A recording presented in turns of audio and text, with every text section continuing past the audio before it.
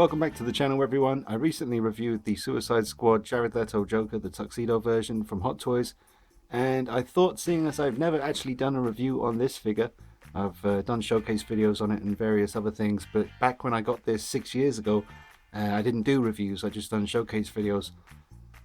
So I've never actually reviewed it, and it's a fantastic piece, absolute classic from 1989, Tim Burton Batman movie, incredible likeness to Jack Nicholson. And seeing as this came out 6 years ago, back then cameras weren't what they were, so now that I've got a nice camera, nice in HD, it seems appropriate to go back and visit this classic, or revisit this classic should I say. So I'll show you what he comes with, tell you what I think of him, we'll get him in some different poses and stuff like that and have a bit of fun. So let's look back on this old classic from Hot Toys, the DX08 Jack Nicholson Joker. I'll just share my thoughts briefly on how I feel about the '89 Batman film. I saw it back in Dublin when I was 9 years old, back in 1989.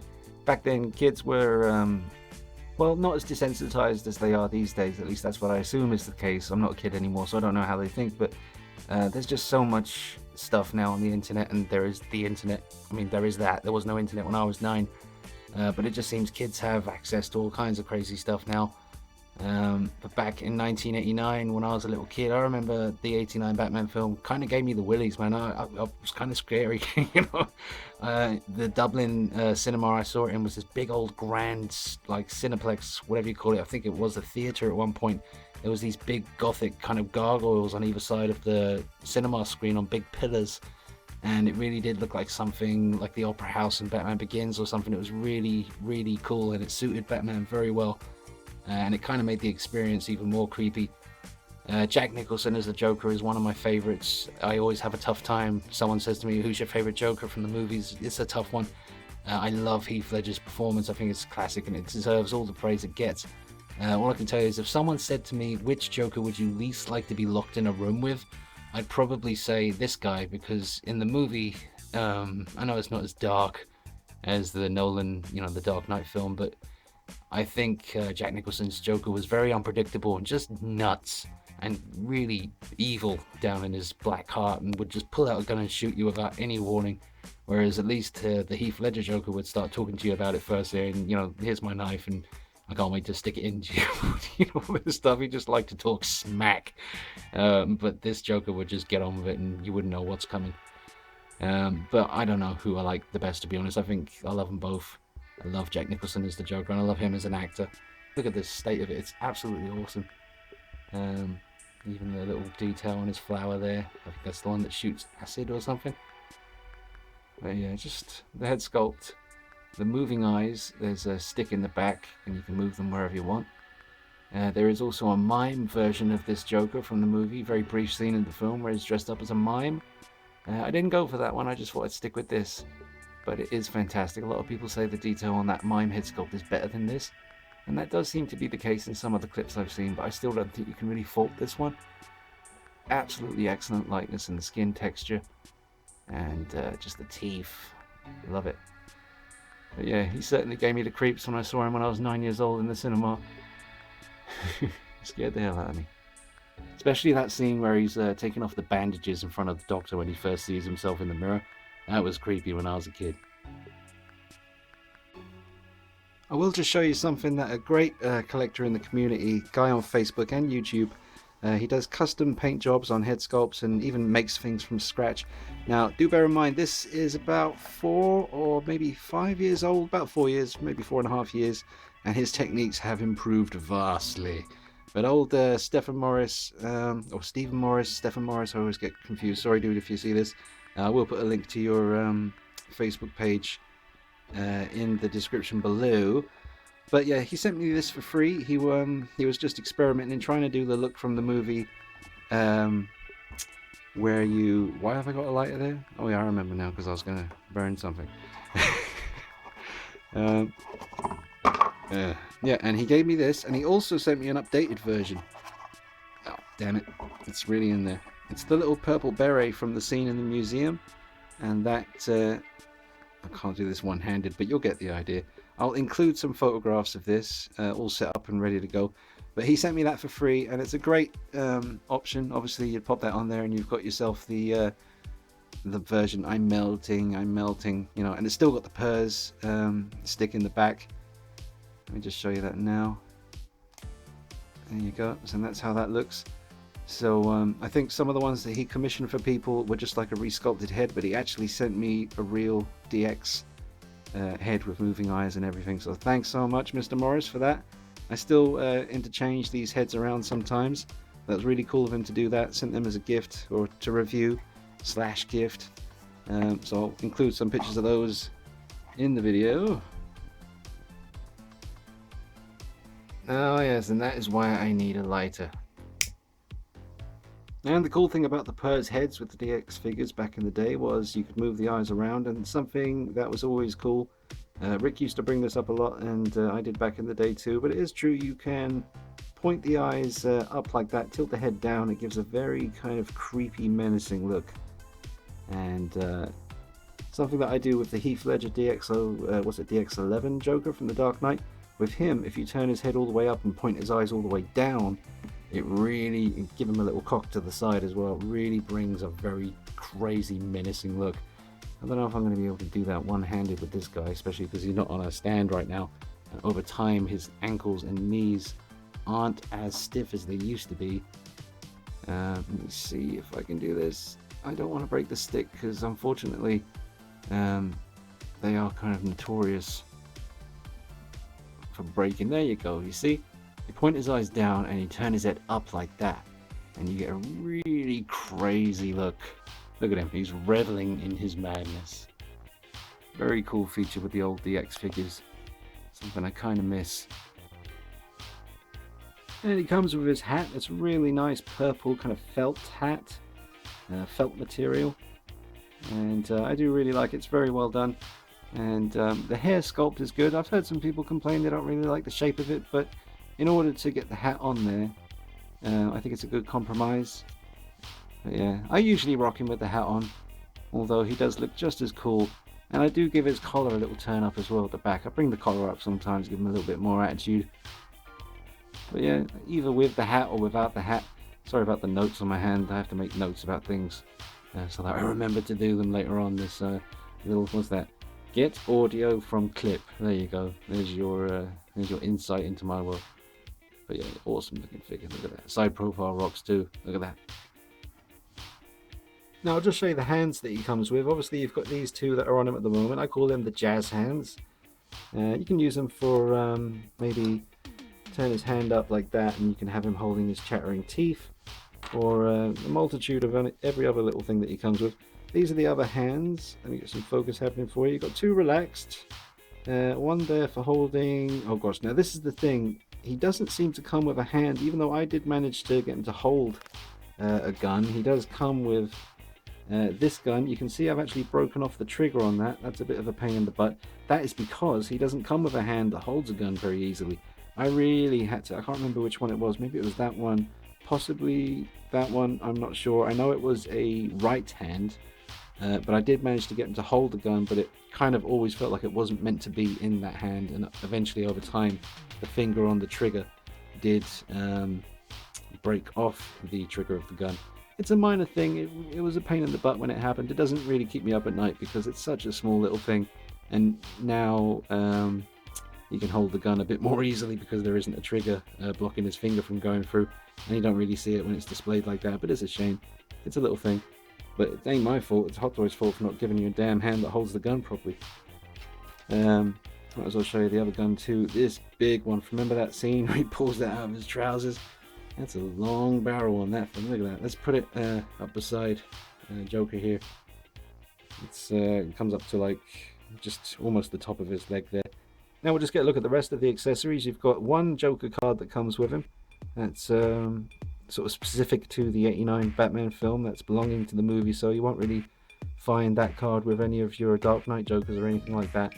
You've got the chattering teeth, which you remember he kind of spits out when he says you wouldn't hit a man with glasses on in the cathedral at the end. I think that's when he said it, or when he did that. But then you've got the cane there. That's very nice. He looks good posed with that.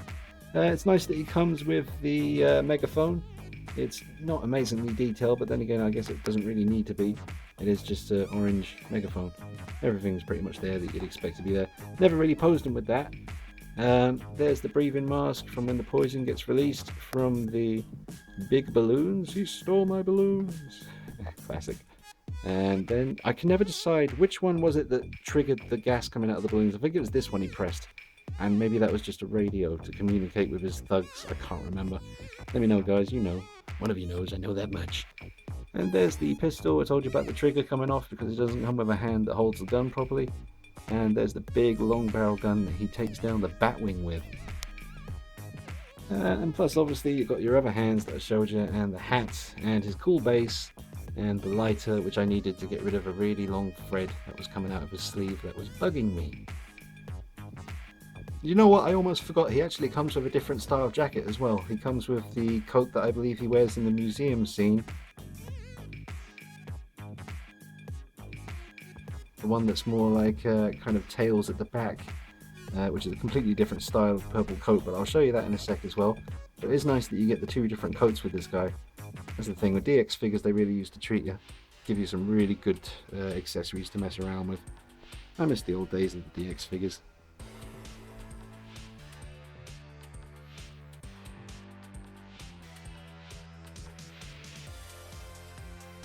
Now just have a look at the packaging that the DX08 came in. This is the shipper box. The collectible and very desirable all in themselves. People love shipper boxes. Me personally, I don't really mind. It's nice when we used to get these. You don't get them all the time now, just certain releases, die-cast figures and other exclusive stuff like that. But the regular figures don't really seem to be coming with the shipper boxes no more. At least that's what Anthony Singh tells me, my man out there on the front lines in Hong Kong. So yeah, let's get them out. This is the shipper box, just so you can see what that looks like. Alright, here's the box. We've got some cool artwork on there. You can see the... I thought that was a picture of Jack Nicholson. It might actually be... This main image might actually be a picture of Jack Nicholson himself. But I do believe that is a picture of the figure. That's a picture of the figure's head sculpt. I could be wrong. That might be the figure head sculpt there, but it just looks way too real. So yeah, here's the box. Here's the side. Pretty simple. This one's kind of got the purple there, and this kind of charcoal, kind of grey here. Sorry about the torch from the camera there. Let's just open up the flap, and you can pause this and have a read. There you go, the Joker 160 old collectible figure, and he came with this cool. You can take this out, and you can shine a torch through it and project that image onto a wall if you want to. What does that say? Tell me something, my friend. Have you ever danced? You ever danced with the devil on the pale moonlight? And then you'd get the Joker figure in there. You can read that if you want to. Pause. And I believe his coat will be... Oh yeah, here you go. Got some accessories. That's just the instruction manual. And that's the other coat I was telling you about. There you go. Alright, I've changed up the pose and I've got him holding the gun in that notorious hand that ended up breaking off the trigger. You can see why, because it settles there. So to have that, you know, in the position that it's molded in, resting on the trigger there, I guess it was only a matter of time until that snapped off. But it's the only hand that you can get him to hold the gun with. So what choice do you have? And that's a cool accessory, especially with the bang. But seeing as this is the only hand that you can really get him to hold the gun in, if you want to do the scene from the film where you turn the gun around and put it to his own head, you can't see the bang anymore because it's only on one side of that flag. So not very well thought out, all of that. I mean, it's all very nice looking, accessory wise, but it's just, there's a couple of little things that they just overlooked. Now, the suit itself, he's got a little bit of a fat suit on him, like the one that I guess would have come with the Don Corleone from The Godfather that they made a good few years ago. But the suit itself, everything fits just remarkably well. This coat feels fantastic, even after all these years, about 6 years now, like I said. It's an old figure compared to some, but it doesn't look dated at all. I mean, I think most people would agree looking at the camera, you know, I'm looking through the viewfinder at this, and I'm talking to you right now and a part of my brain is muddled because I'm thinking to myself, damn, that looks good. Even after all this time, it's very iconic and it's still one of the best Jokers that you can get. And I do love the base. Funny why, you know, this bit should be black and this bit should be yellow. Instead, it's the other way around, and it's the same for the Batman figure as well. So that was a bit of a weird one. You've got your Joker MMS DX nameplate on there. The shoes are really well done. I think they're called Spats, but more Jokery purple version. Can't remember if he has socks. So let's go ahead and, oh, hang on. Yes, he does. White socks. Very nice. And these trousers, look at the vibrancy of the colors, the way they've been done there, the stitch. Really, really nice. Very well done. And this little bugger has always fallen off. Well, he's not going to do it now. As soon as I've mentioned it, he actually won't do it. You're going to embarrass me now. If I even look at that funny, sometimes it just drops off. Those of you that own it already will know the score with that. How hard is this guy to get these days? I don't really know. I don't see them popping up on Facebook with people selling them, but I do see a lot of comments from people saying that they've tried to get hold of one, but they can't find one for a fair price.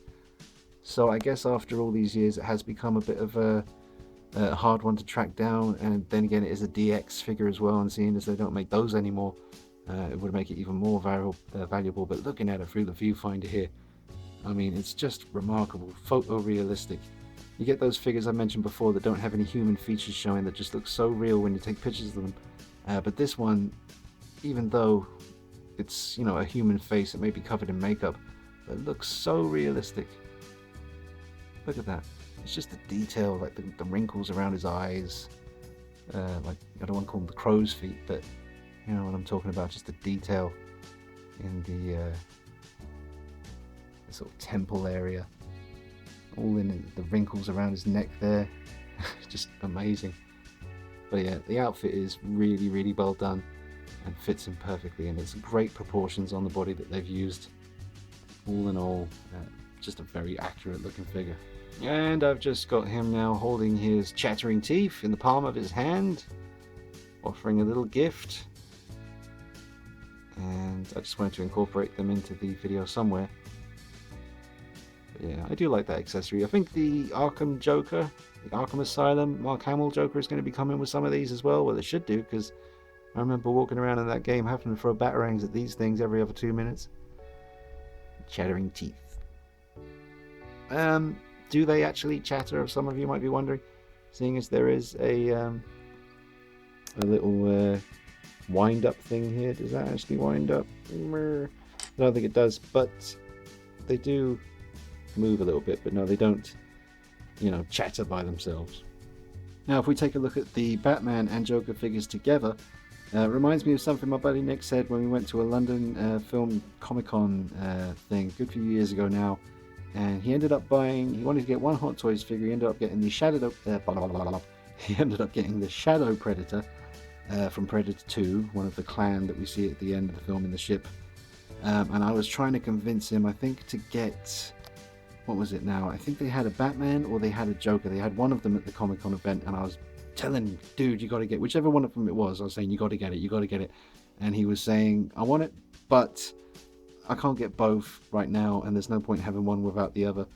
And that was just the point I was trying to make. Can you have one of these and not have the other one?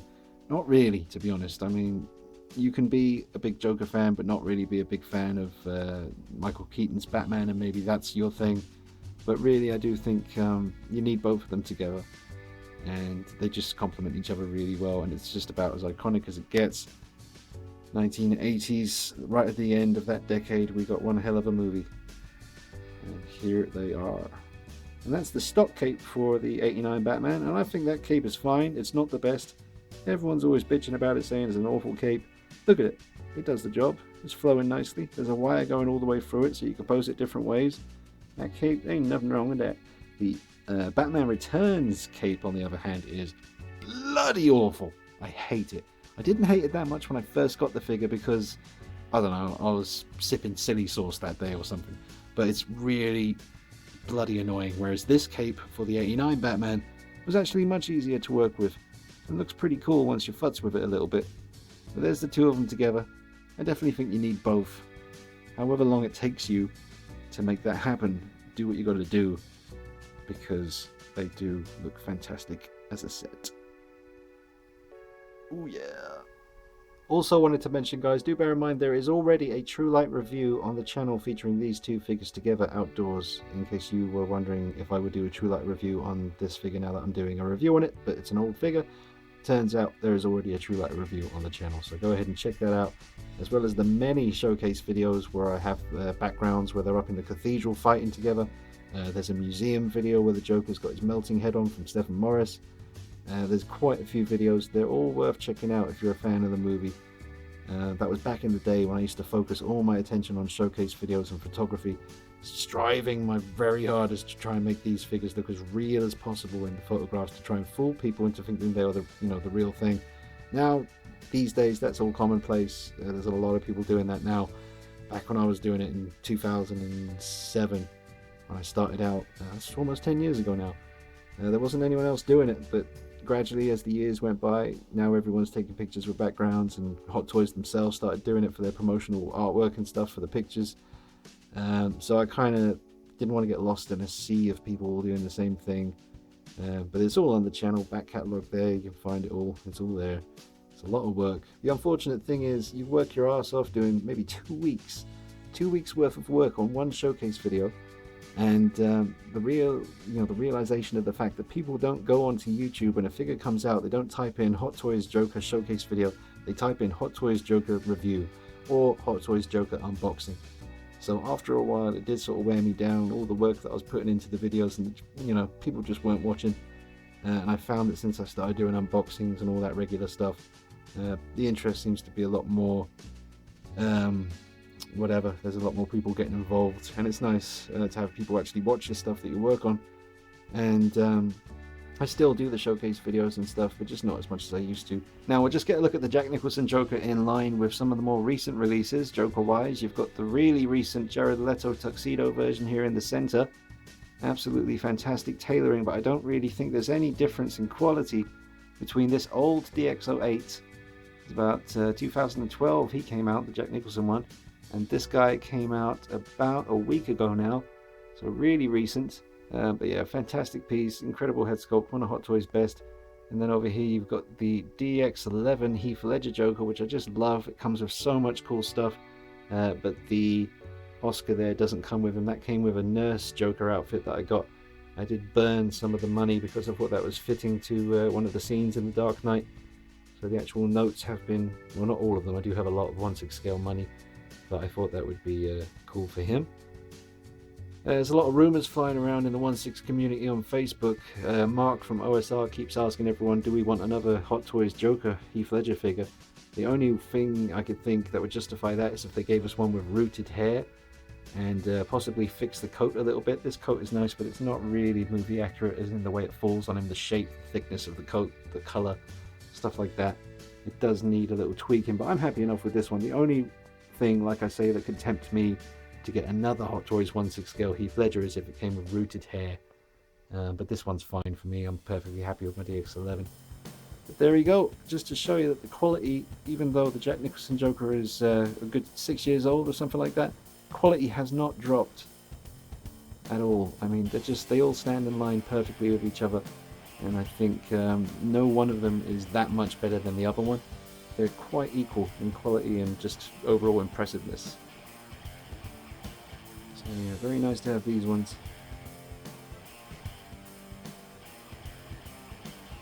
Alright guys, well I hope you enjoyed that review. It was a little look back on a classic DX figure from Hot Toys, the DX08 Jack Nicholson Joker from the 1989 classic movie Batman. An absolutely fantastic piece. I love it. Very glad to own it, and it's never really lost its oomph, you know. It's still incredible head sculpt, holds up to anything today, I believe. And the outfit, the tailoring, the proportions, the accessories, the box, and just the general good vibes with this one. Absolutely classic piece. Hope you enjoyed this little look back on a classic, and I'll be bringing you some more videos soon. As soon as Wonder Woman, Harley Quinn, Ripley from Hot Toys drop, I'll be getting hold of those and bringing you some videos real soon. Also curious about the 1/4 scale Michelle Pfeiffer Catwoman from NECA. A few other little bits and pieces. There's a 1/4 scale Nightmare on Elm Street 2 Freddy being done by NECA as well. So I'm tempted by that. We'll see how it goes. Either way, plenty of content on the way. Don't forget to subscribe, like, comment, share, get involved. Let me know your thoughts. Have you got this guy? Are you going to get him? Have you been trying to get him for a while? What's the score? Let me know. See you soon. Bye bye.